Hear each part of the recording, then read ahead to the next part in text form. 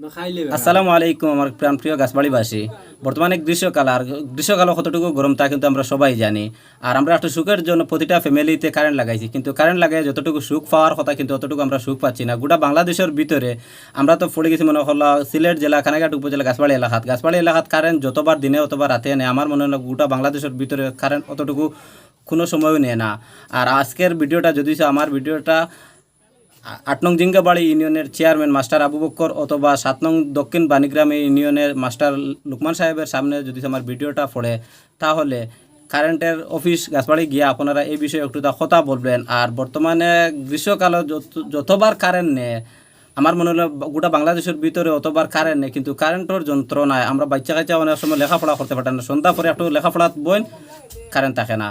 জোর নামাজে যাও তুমি, কারেন্ট থাকে না। আমার ভিডিওটা সবাই বেশি বেশি করে শেয়ার করবা। আর গাছপাড়ি এলাকার যত মনে হলো বিশিষ্ট মানুষ আছেন যারা, এরাও এই বিষয়ে কিন্তু একটু কথা বলবা তারা অফিসে গিয়া। আর বেশি বেশি করে ভিডিওটা শেয়ার দিবা, তো সবার সামনে কিন্তু ভিডিওটা গিয়া পৌঁছাইব। আসসালামু আলাইকুম।